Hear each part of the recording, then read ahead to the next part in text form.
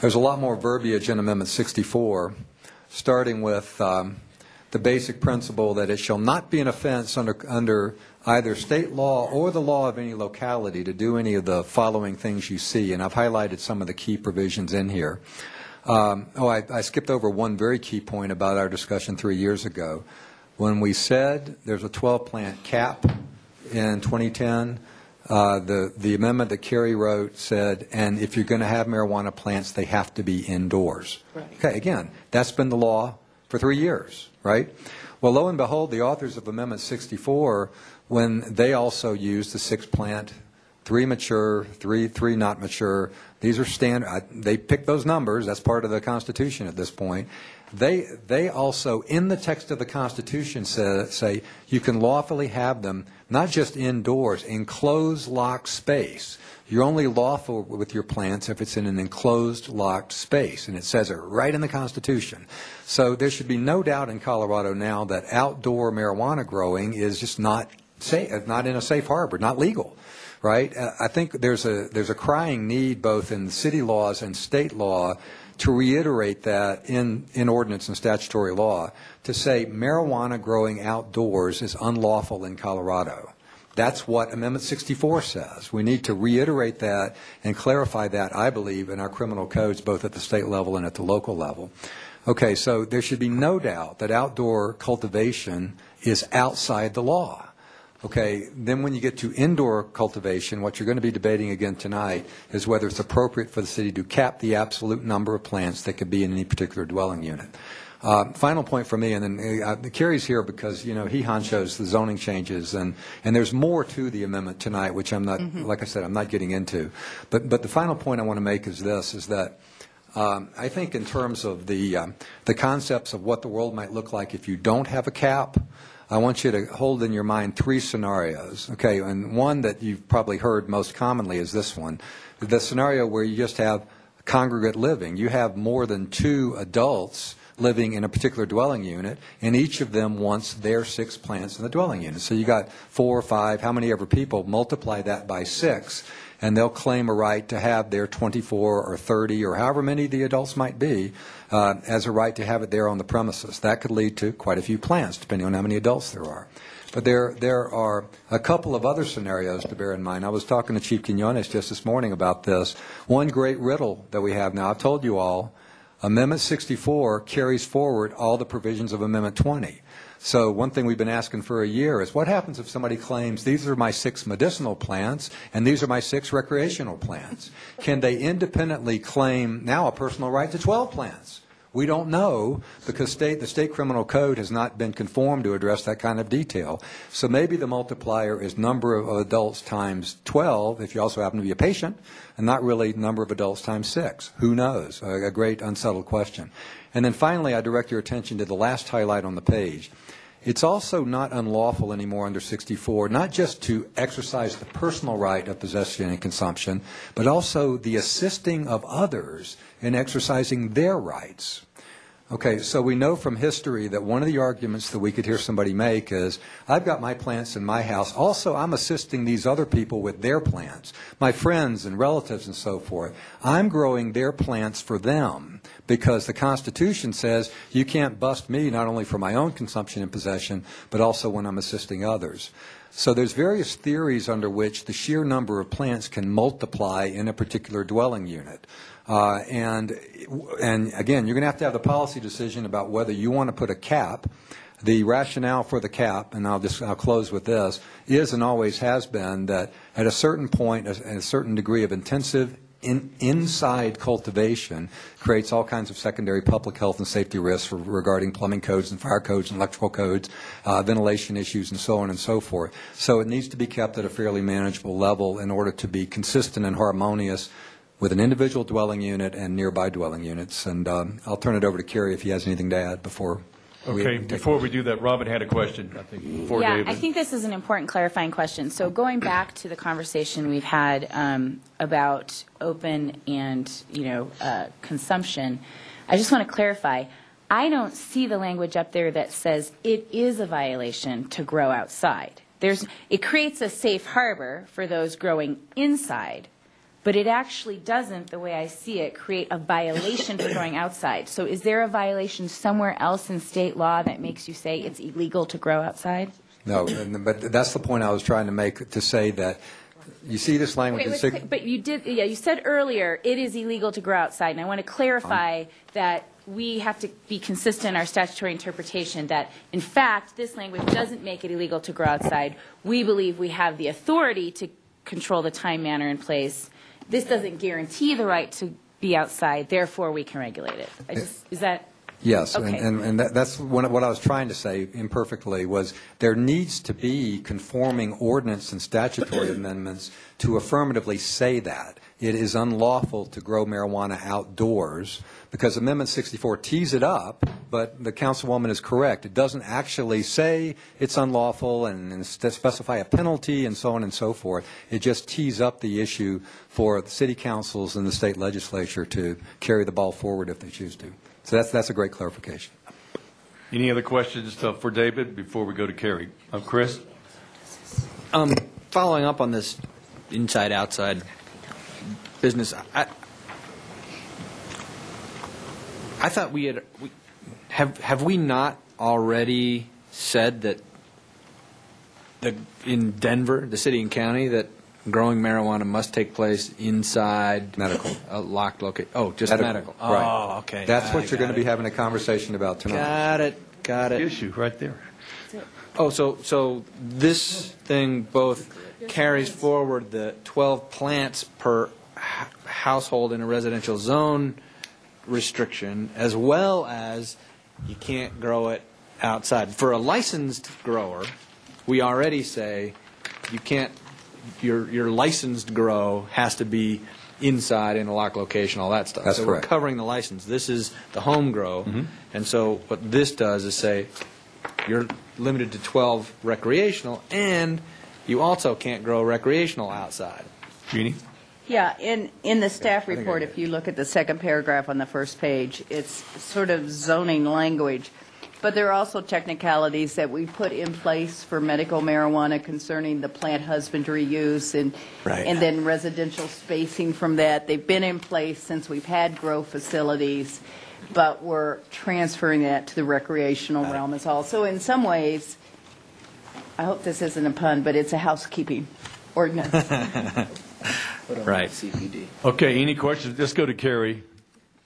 Kerry Buckley, the City Attorney's Office. Very briefly, the main thing this ordinance does is it adds recreational marijuana to what you can grow, and it regulates it the same way we did medical marijuana in dwelling units. It also says that it makes it clear, so there's no question, that growing marijuana is only authorized as a plant husbandry use. There's always been some question about that. But this makes it clear that plant husbandry is the use that it comes under. And there are 3 zone districts that it's allowed in. And finally, there are 2 other things. One is, very simply, it says you must, growing of medical marijuana must be enclosed anywhere in the city as a zoning matter. It's already illegal and other things, but it just makes it uniform in the zoning code. And finally, there was one area where the code said that plant husbandry use, you couldn't do plant husbandry within a certain distance from residential zone districts if you were in the industrial A zone district. In the industrial B, it didn't matter, but industrial A, you couldn't. We've had, I think 5 of those go to the Board of Adjustment for a variance on the distance. One of them was turned down, but generally the board says it doesn't make any sense. If you're fully enclosed, we don't care. And since you have to be fully enclosed anyway, the bottom line is we took out the restriction on plant husbandry. You could be growing tomatoes, but now you can grow your tomatoes within 50 feet or against a residential zone district, provided it's fully enclosed. And that change is just because it seems to work. And it also, almost every time we've gone to the Board of Adjustment on it, they have gotten their variances for it. Kerry, let me ask you a question. We talked about no outdoor grow. Is it in here? I've just got a copy. I have not read this.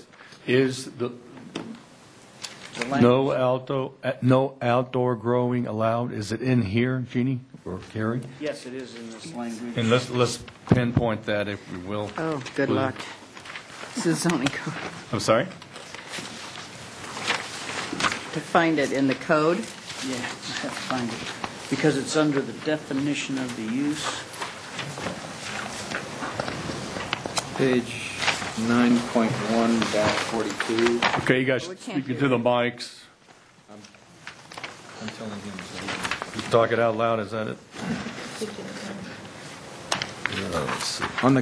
On the yellow sheet, I think it's 9.1-42, which is 9.1.5.21. There are three zone districts, like I say, where plant husbandry. There are three zone districts where plant husbandry is allowed, and in those specific zone districts, one of which the section is 9.1.5.21, which is for the open space B zone district, and then the other one would be in the industrial zone district, which should be a smaller number. But it's the same language, which just basically says that for in the IA and IB zone districts, they must be in a completely enclosed structure. I don't have that document, I think. It looks like that. Okay. Bottom left, it says 9-1-42, but I have a question on this. And we're looking under all zone districts, A, that's, anybody following this? Growing marijuana is permitted, blah, blah. Only within a completely enclosed structure. Can we not have a completely enclosed structure outside? Yes, you can have a completely enclosed structure outside. You could have a garage is a completely enclosed structure. You can grow in your garage. That's not illegal. In fact, it's not outside. It's in the completely enclosed structure. A completely enclosed structure is a defined term in the code, and it's pretty clear what it is. It's something that has four walls, a roof, and is only opened by the normal windows and doors. Completely enclosed structure outside. All right, so that, I mean, I think you had one, Jeannie, that had black tarp I did. Around There it. was one with a when lock on it. when this came to committee. It was just covered with a black trash bag, and it said safety camera on premises. I mean, clearly the owner knew it was dangerous and was trying to scare people away, but you could get through that plastic pretty easily. Yeah, and a plastic wall or those plastic curtain walls that they put up sometimes eating areas put them up so you can be warm inside. Those would not qualify as a completely enclosed But a structure. garage does. But a garage would. But it has to be locked. Well, it has to be locked under the other provisions. Under our provisions, it has to be closed. We don't define whether it's All right. the keys turned or not. Okay, Paul, do you have anything you want to? Yeah, thank you, Mr. Chair. I was thinking along the same lines. I think what's missing is, if I think of my days when I was growing up around South Brain and Exposition, and my neighbors used to grow rhubarb. And as kids, we'd jump the fence and get some rhubarb. We would, and it was salt. We'd sit there and enjoy it, a couple of squirrels. Now, I would not put it past some folks to jump on people's yards and start snagging some plants, especially kids. And a trash bag isn't going to do. A greenhouse with a simple plastic covering isn't going to do. Those things get sliced up pretty easily. What I would do if I were to make that better is to add an enclosed space or structure, but I would actually put the word secured in there, and I would define structure types. I think, a simple little tomato greenhouse isn't going to work with this one. I think this is something that you'd have to define structure and add the word secured. That have to be secured. A garage is a perfect example. A shed. Carrie? Well, if you're going to add the word secure, then you're going to have to define secure, and then you're going to control whether they turn the key this way or that way. And is it all the time? Is it only when nobody's on the premises? again, the bottom line is we're going about as far as we can. Breaking and entering is a crime. They can't, if somebody goes into that property, that's a separate criminal conduct. They cannot break in, and that includes pushing the door open, et cetera, if it's closed. So that we think that this defines the structure, and at that point, it's, we're it's about as far as we're normally going zoning. Okay, Jeannie, last comment. As you note on the agenda, this is for discussion only. We have a lot. We're going to, an hour and 15 minutes, we're going to be back at this. Jeannie, last comment. Well, since this has sort of been combined with our other medical marijuana work or recreational marijuana work, I think it's taken a higher visibility level than, frankly, I anticipated, but should have anticipated. So I want to also be clear as you think about this between now and tonight's meeting, that in the zoning code, zoning infractions are enforced on a complaint basis for the most part. Occasionally a zoning or an NIS inspector will find something, but this isn't a case where police are going into anybody's house to count the number of rhubarb plants or the number of marijuana plants they have in there. If there is a complaint from neighbors, and we can talk on the floor about some of the cases, some of the real-life cases, if you have questions about them. David, final comment. Nothing else on this for now.